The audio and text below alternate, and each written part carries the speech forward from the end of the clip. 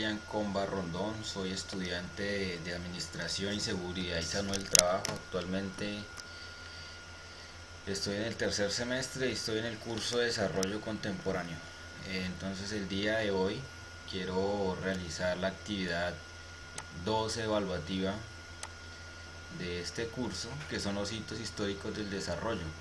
Entonces para esto se tenía en cuenta los dos textos aportados, que es DEX y Desarrollo, Visión, Hegemonías Alternativas, que nos toca lectura en el capítulo 2, desde la página 21 hasta la 32, que correspondería al siguiente: Visiones del desarrollo del capitalismo. Y como segundo texto que nos aportan en el curso está el aporte de Juan Pablo II a la doctrina social de la Iglesia. Bueno, sin más vamos a empezar. Entonces voy a hacer un recuento corto y dentro de ese recuento voy a hablar de los hitos históricos. Visiones del desarrollo en el capitalismo. Entonces se dice que la ideología liberal ortodoxa, creencia o ideología, puede ocultar entre los propósitos denominaciones de las potencias capitalistas sobre las economías de países periféricos. Finalidad es reducir el desarrollo con la acumulación de recursos para mejorar las condiciones de vida de las capitales. Es como una pequeña introducción. La división del mundo. La división del mundo en el siglo XX, la metrópolis y colonias, segregación entre países. Entonces es un hito histórico cuando se divide el mundo en el siglo XVI, en metrópolis y en Colombia se comienza la segregación dentro de los mismos o entre sus divisiones.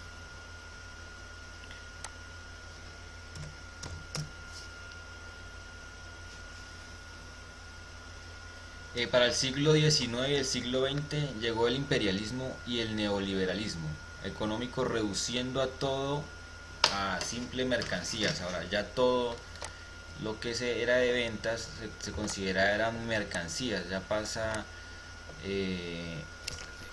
a ser parte de ese tipo económico, ya es algo que comienza a evolucionar con el tiempo. En el siglo XVI, las épocas de los descubrimientos, con el trabajo de Tordesillas, celebrado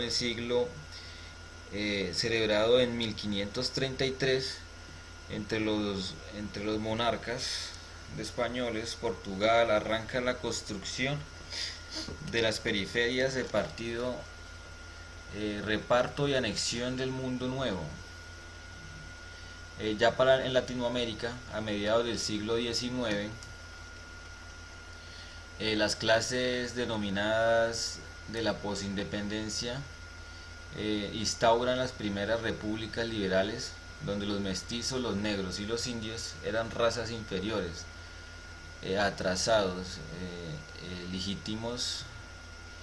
eran legitimados y expropiados por falta de su educación. Al fin, ya otro hito es el fin de la Primera Guerra Mundial.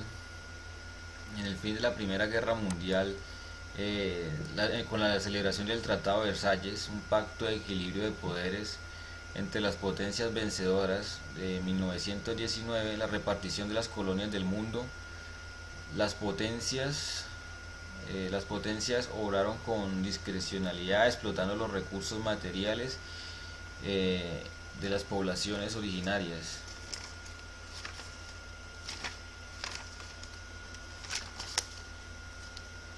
Y ya para la Segunda Guerra Mundial se desborona el Tratado de Versalles. La hegemonía europea llega a su fin y Estados Unidos y la Unión Soviética emergen como superpotencias. En la era del desarrollo con la era del desarrollo inicia el discurso del presidente Truman el 20 de enero de 1949, se habla ya por primera vez de desarrollo y subdesarrollo en los países desarrollados y subdesarrollados.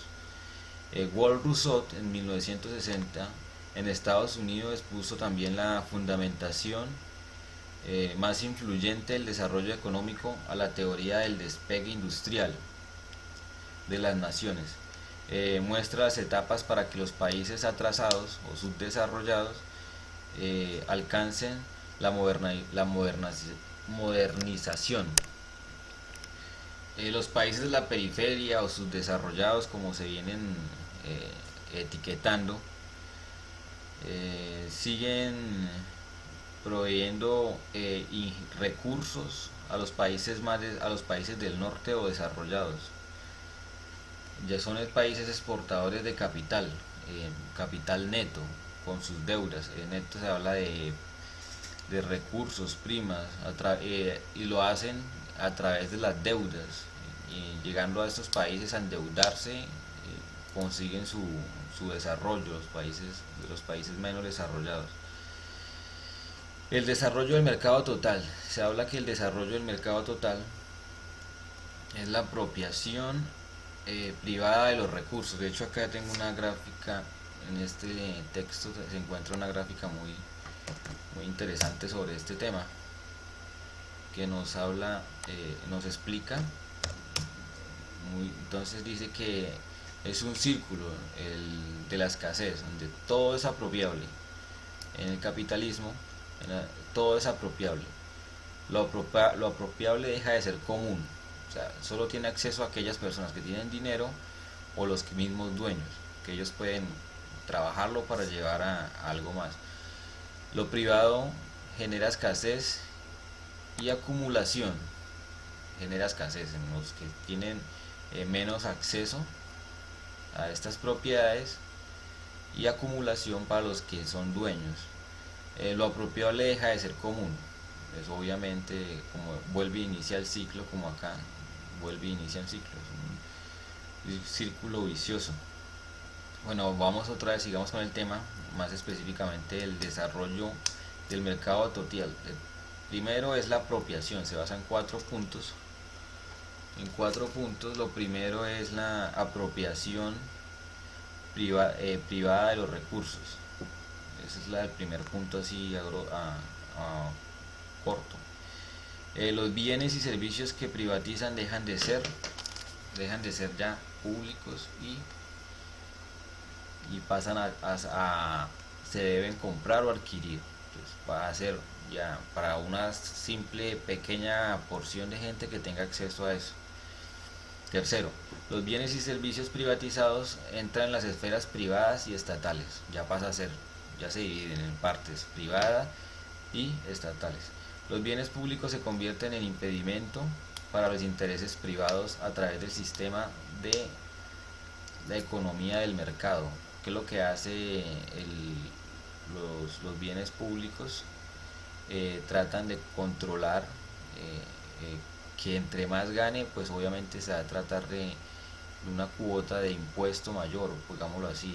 Podemos hablar de los impuestos para que una especie de control sobre lo privado y no llegue a sobrepasar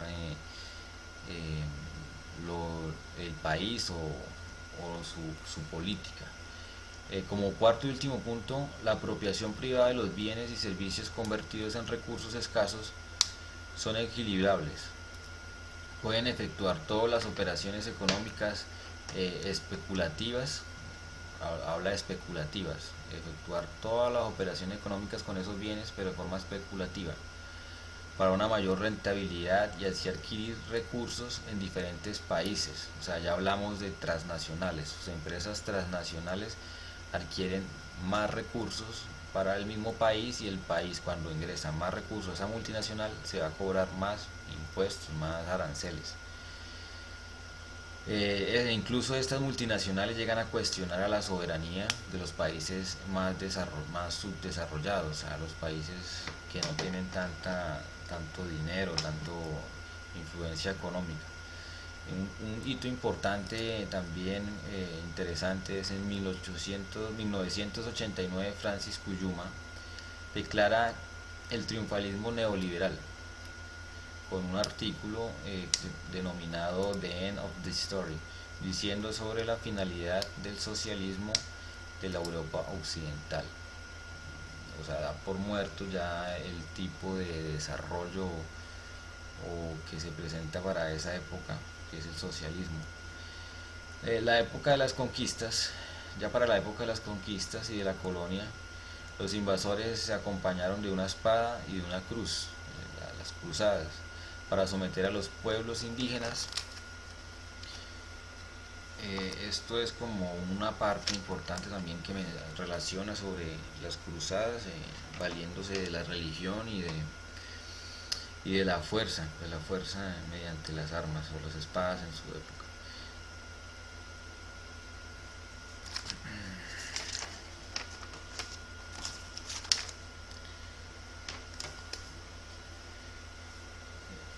Es lo mismo, ahora son mediante, ya no es con espada y una cruz, sino mediante las multinacionales o transnacionales capitalistas, también se acuden a este tipo de, de actuar, acuden a la religión, a la violencia para consolidar su hegemonía mundial, consolidarse con sus empresas y llegar a los mercados en los países subdesarrollados. Entonces, cuando la primera estrategia es las multinacionales en los países subdesarrollados, posteriormente viene la guerra para qué, para generar la explotación de recursos, como en el Medio Oriente, que generan guerra para así apoderarse del petróleo de cierta forma, tratando de ocultar todo de una pantalla de humo sobre la guerra que se vive en Medio Oriente. El capitalismo es una forma de organización de la economía más próxima del Evangelio, según Michel Novak afirma esto en Estados Unidos. O sea, aquí ya quieren comparar que es como el mejor sistema económico, que lo comparan incluso con la religión, lo que hablábamos antes. Quieren llegar a grabar esa idea.